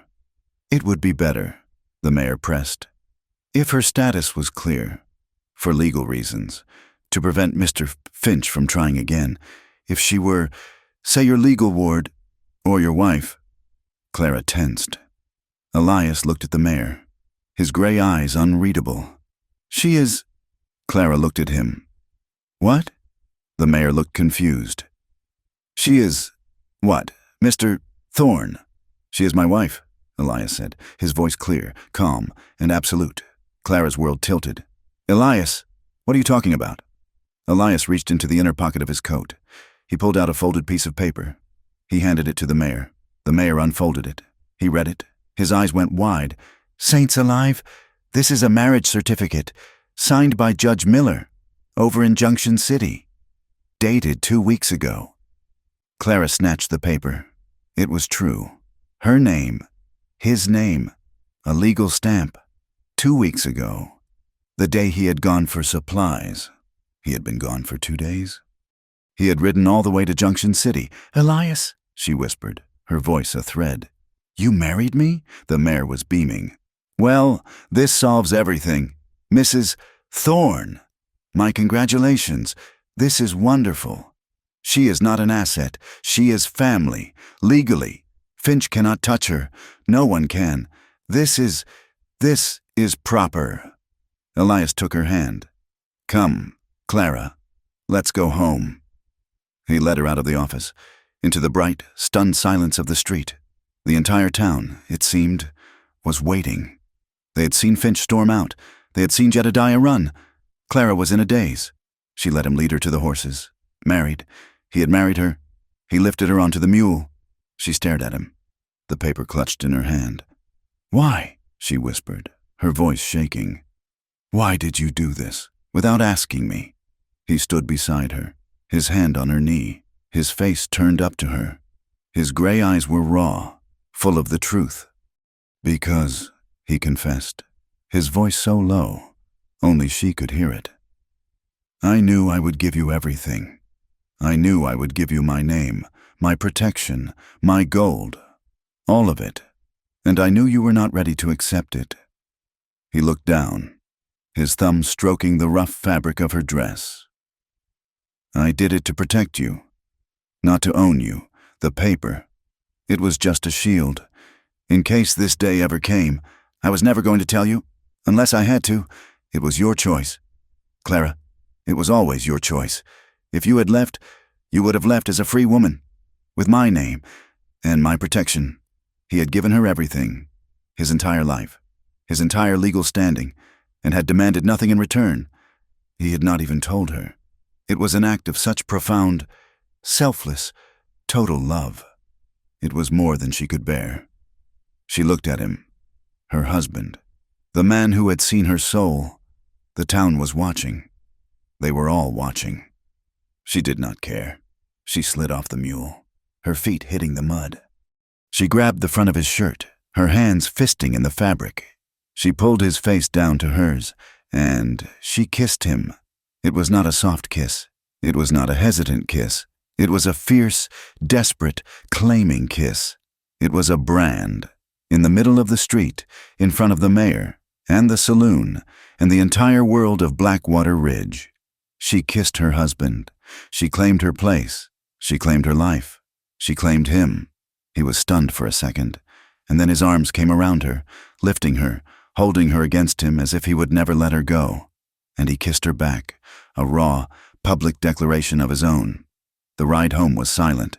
They were both exhausted, emotionally scoured, but they rode hand in hand the entire way. When they reached the cabin, the new room stood finished, the late afternoon sun gleaming on its new window. He carried her over the threshold. That night, she opened the small, battered trunk that held the last of her things, the things she had kept hidden, even from him. She had not been ready to bring her past into this new life. She lifted them out, a small, worn book of poetry. Her mother's, a locket, tarnished and empty, and wrapped in a piece of faded velvet, a pair of ivory combs, carved with tiny, delicate roses. Her mother's, the ones from her dream, the only things Jedediah had not been able to find. She sat at the new dressing table, the one he had built for her. She looked at her reflection in the silver-backed mirror, the woman in the silk, Mrs. Elias Thorne. Slowly, she lifted the ivory combs and slid them into her clean, brushed hair. This was who she was. A month later, a letter arrived, brought up by a traveling preacher.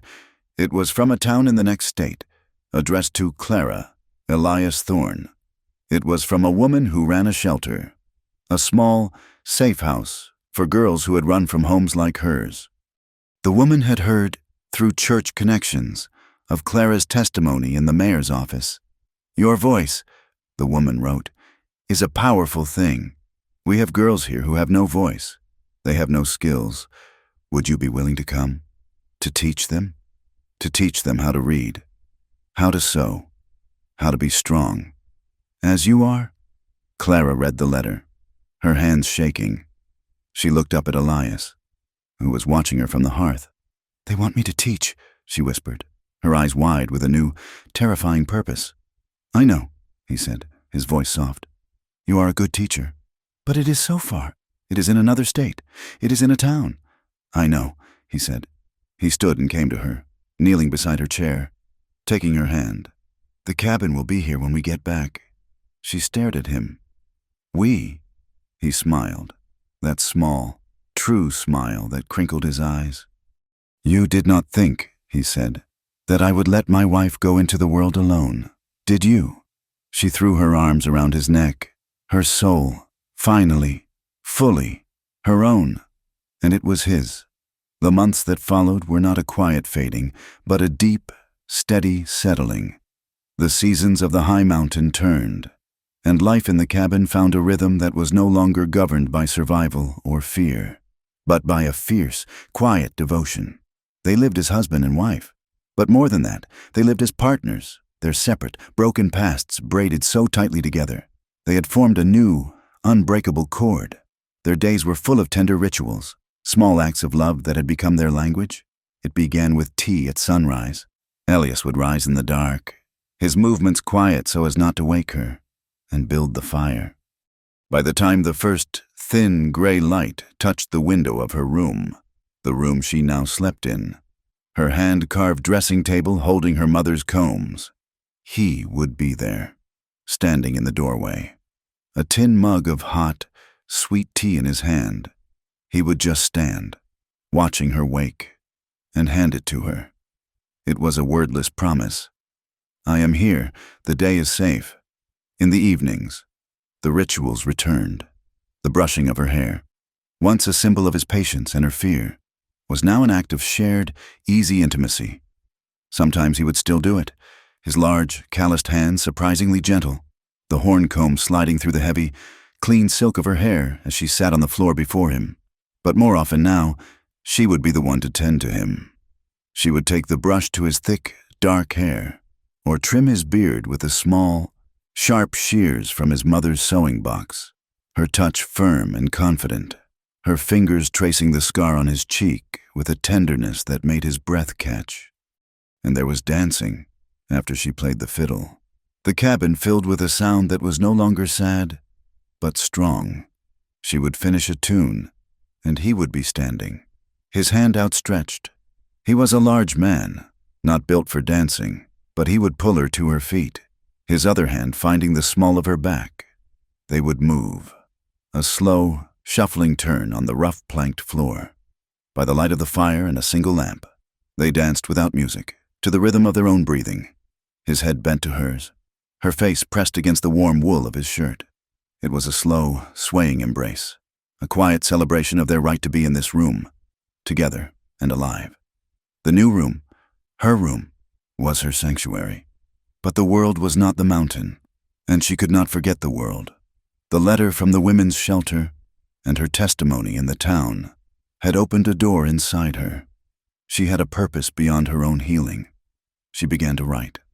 She sat at her dressing table, the ivory combs beside her, and she wrote letters. They were not to the women at the shelter. They were to the girls still trapped. She did not know their names.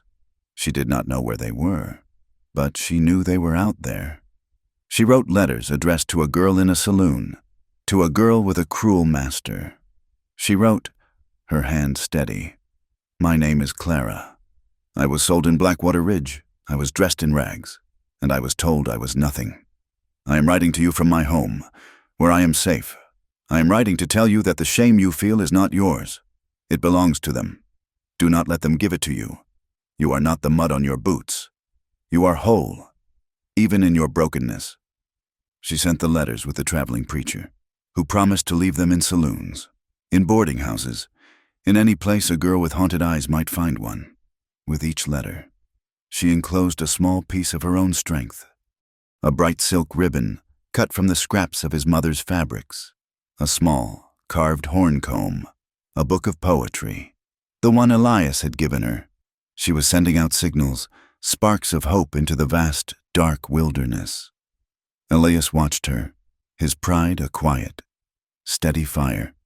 He, too, had a new purpose. His own guilt over Ben, over the girl on the Animus, had found its absolution in Clara, but now it found its work. While she wrote, he built, he took his axe and his saw, and on the other side of the clearing, near the stream, he began construction on another cabin. It was not a small room. It was a full guest house. It was built with the same sturdy, careful hands, with 2 rooms, a fireplace, and a small, secure porch. He built it as a fortress. He built it as a welcome. The first girl arrived 6 months later, in the dead of winter, on a stolen, half-dead horse. She was 16. Her name was Mary. She had run from a mining camp, her lips split, one eye swollen shut. She was terrified, feral, and she carried a stolen butcher knife. She saw Elias, and she tried to run. Clara had been the one to walk out, her hands open, her voice calm. "You are safe here," she said. "My name is Clara. He will not hurt you." Mary stayed for 3 weeks. In the new guest house, Elias never went near her. He left food and firewood and clean water on the porch. It was Clara who went inside. She did not coddle the girl. She did not offer pity. She sat with her in the quiet, and she showed her the scar on her own arm, from where her uncle had bound her with rope. And, for the first time, Clara told her story. All of it, from the beginning, to the auction, to the meadow, to the moment she had burned the silk. She told it not with shame, but with a cold, clear strength. She offered her past as a map, to show this new girl the way out. When Mary was healed, Clara bathed her, as Elias had bathed her. She dressed her in a new, warm wool dress, one of 2 she had sewn herself. She cut her hair, and she gave her a comb. Elias gave her a fresh horse, a full pack, and a small pouch of gold dust. "Ride east," he said. "Do not stop until you reach the women's shelter. Give them this letter." Mary had wept, the first tears she had shed, and she had hugged Clara, her thin arms a desperate vice. She was the first. She was not the last. The guest house became a way station, a quiet, known secret on the mountain trails, a place where a girl could rest, heal, and be armed, not with a knife, but with a new story, with Clara's story. Through all this, their own love deepened. It was no longer the fragile, desperate thing it had been. It was forged. It was tested.